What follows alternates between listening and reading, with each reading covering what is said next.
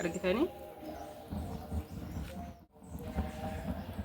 akkas godhaa yeroo tokko kasalli bareedaa yoo ta'e istoofii irratti feestaalli harka nama gubaa istoofii irratti jedhu jechuu himboottaa ija kan kee hagam nu fayyada kan jedhuuf mirraan birrii meeqan bittanii ijoolleen hedduun ni beeytanii kasala qabsiisaa waan tokko isiniin jechuu barbaada.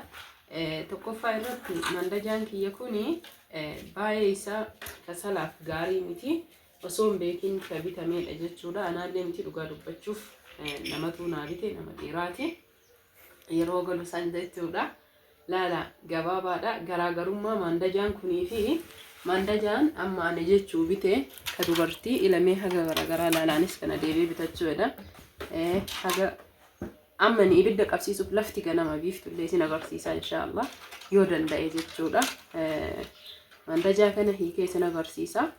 Jalqaba irratti salaama isiniin hin jenne dagadhe. Assalaamu alaykum warahmatullaahi wabarakaatuh. Ashama harka fuunee Oromoo kiyya guutuu jirra jirtu amantiif kutaan osoo waliin qoodiin baga jiraattan isiniin jedha. Namoonni hedduun viidiyoo normaala isinii waraabuuf hedduu gammaddanii isinitti tola. Namoonni tokko ammootu akkuma argite waraabdaa jedhifteetumaan nu saalfachiiftee ijoolleen amaaraa nu kolfite intala arsii arsooma keenya balleessite jedhanii akka abbadanillee hedduutu jira. Hundumaafuyyuu jechuudha ijoolleen amaaraa maal gootii yeroo qabaattee nu jala deemtee nu laaltii miti. Waliif tumsanii waliif yaadanii kunu inni jechuudha bareedaa mandajaan isa kana kanarras guddaa haa ta'u kanarras xiqqaa haa ta'u garaagarummaa mandajoota kana laala kun hin fungata kun hin qottollata jechuudha. Asirratti namoonni hedduun hin beeynuu ofii hin bitannettanii namni nama bichisiifachuu barbaadanillee akkanatti addaan baasaa bichisiifadha. Diizaayinii makanaan hojjetamee jechuudha. Ammallee bakka inni qilleensa galchuuni kuni kanamaa waan ta'eef akkanatti hidhee qabshiin isaallee baay'ee garaagarummaa hin qabu.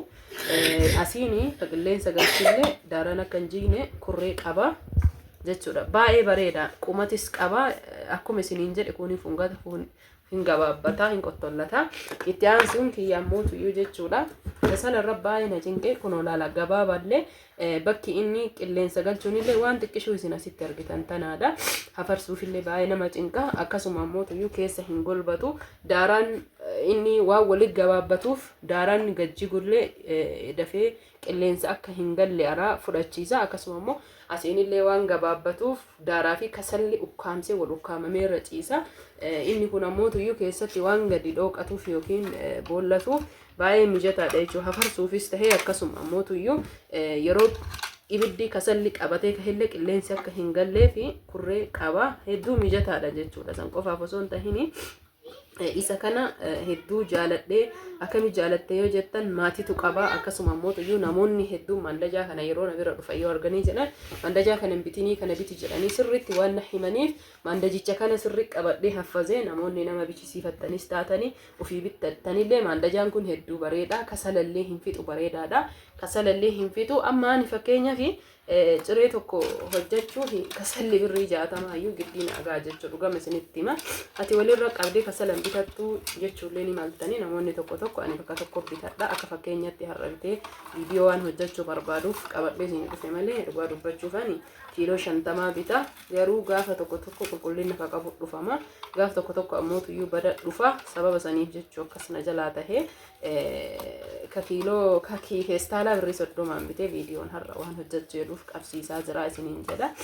Viidiyoo kaleessa ganama gadhiise irratti waa'ee meeshaa irratti ani dhugaa dubbachuuf jechuu hordoftoota fi kabajamtoota kiyya maatiin mixaxxii dhufanii meeshaa hedduu qabanii mixaxxiin maatii hin qabdu haadha hin qabdu jechuun nama firaattu meeshaa isii fuudhee fi bakka baay'ee boottee wajjin haasofnee viidiyoo yeroo meeshaa isii kennu yeroo argitee nama amaanaa isii san fuudhu boottee qalbii na cabsitee akkuma wajjin boo'e meeshaa kana waraabdu malee hin dhiisinii namni naan jennaani meeshaa akkasuma ka'ee isiniif waraabe isin maatii kiyya jedheeti.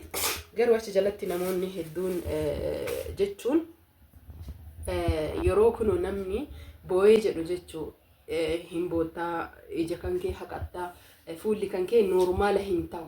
Sinii galee abbaa fedheyyuu haa ta'u fuulli normaala hin ta'u ati kuulii qabaadhu kuulii dhabaadhu wama fedhellee tahi ganama waqtiin suni akkuma ciree hojjannee geessineen meeshaa fe'achuuf dhufanii akkasuma bakka mucattiin haasoytee gammaddee miira gammachuutiin qalbii na cabsitee waan jetteef namnis waan jiruuf anis jechuudha bakka haaluma salphaa ta'e maatii kiyya ka jiru viidiyicha meeshaa isinii waraabuu waan barbaadeef kallattimaan viidiyoo meeshaa isinii waraabee isiniin jedha isinnaa hubattan jedhee yaada warroonni hin hubanne ammoo dantaa yookiin dhimma isaaniiti gabaabamatti amma mee kasala keenya qabsiifne kasala qabsiiftanii hin beeytanii miti anuu dura hin beeku amma baradhee ammallee anuma dhibaa lafti ganna waan taheefi qoraan hoo eessaa fuutee warri jettaniifi qoraan birrii 50 ka duraaniin birrii 10-15 bahu sun 50 bahee gurgurama isumaan buddeenallee hojjetanna akkasuma muka salallee isuma irraa muka xarbii jedhama fakkaate mukni faffalaxamee baadiyaa irraa dhufee gurguramu xarbii kana bakka hedduu baasanii falaxanii haala saniin jechuudha kan gurguranidha isa san bitannee kasalalleen qabsiifannaa isa san bitannee buddeenalleen godhanna namoonni hedduun ni beeytanii kanaaf isarraa sissiin xareessee jechuudha ittiin qabsiisa namoonni hedduun feestaalalleen ni qabsiiftanii anillee feestaala san barbaada anillee feestaalalleen ni qabsiisa walumaan hundi kennaayyuu ni ilaalla kaartoonillee hin qabsiisa gaazillee ni qabsiisa gaaziin garuu duraan malee amma hin qabsiisne akkasuma ammoo tuyyuu zayitillee hin qabsiisa karaalee hedduun kunoo kasalli birrii 30 isa kana jechuu barbaadeeti sirriitti akka argitan abdiin qaba kanaaf hordoftoota fi kabajamtoota kiyyaa waa'ee jireenyatii fi waa'ee muudannoo ilma namaa irratti waan hedduun nama muudata sababni anarra kasala kanaaf mandajaa kana qabadhee isinii dhufeefi waan biraa yookiin waan addaa osoo hin tahini mandajaa akka garaagarummaa isaa hubattaniif kallattiidhumaan qabadhee isinii dhufee maaliif jennaaniin ijoollee meeshaa bitaa jiruuf tuyyuu warri ammoo tuyyuu dura galaaf qophaahee mandajaa bitatee argee jedhe viidiyoo hojjettu malee jedhanii waan natti dubbataa jiraniif fedhii isaanii san guutuuf jecha har'a yerooma jechuu kasala kiyya qabsiifadhu waan isin ajaa'ibaa irra yeroo hunda viidiyoo yeroo hojjettanii fakkeenyaaf yoo isin bakka jechuun nama noormaalaa akka jirutti hin hojjedhaa ni waraabaa jettanii ufiin boontanii namni hedduun jechuudha akkas hin fedhu jireenya feekii jechuu jireenya sobaa isiniif gale jireenya feekii barbaada anamoo jireenya feekii hin barbaadu jireenya oromoo noormaalli anaaf gahaadha guddaadha isaayyuu jiraadhee waan hin quufiniif jireenya kankoo jireenya oromoo jiraachuu barbaada itti aansuun ammoo tuyyuu warroonni mandajaa kana hagammaatitti biteef guddaallee ni jira xiqqaallee ni jira akka bunaallee adda addatti hunda isaaniitu iyyuu bismillah mandajaa kana waraabdee gadhiiftu malee jedhanii guyyarraa waan naqqaaqanii fi sababa saniif mandajicha isinii waraabe malee dhimma biraa mandajatti qabaadhee yookiin asirratti viidiyoof qabaadheetii miti hedduu jaalattee ijoolleen biyya namaatii galte tunniin yoo qabsiisanii jedhan amma fakkeenyaaf nama maabiraatii qabutu jira istoofiidhaan illee ni qabsiifatanii jechuun anuuyyuu akkas godhaa yeroo tokko tokko kasalli bareedaa yoo ta'e istoofii irra guurtee yoo istoofiin qabsiisee jedhe eeggadhaa feestaalli akka harka isin hin gubne harkaan hin tuqinaa feestaalli harka nama gubaa istoofi irratti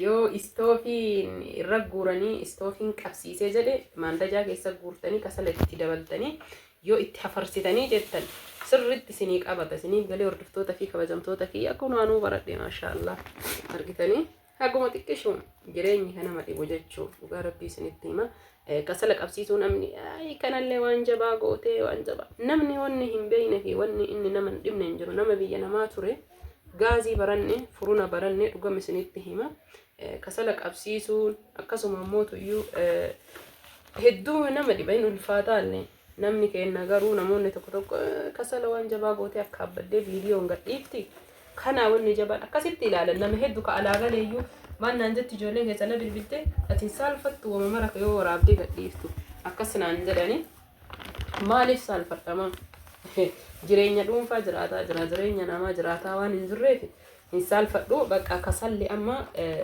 ala baasee jechuu manatti waan hafarsuun barbaanneef ala baasee qabsiisee isin agarsiisa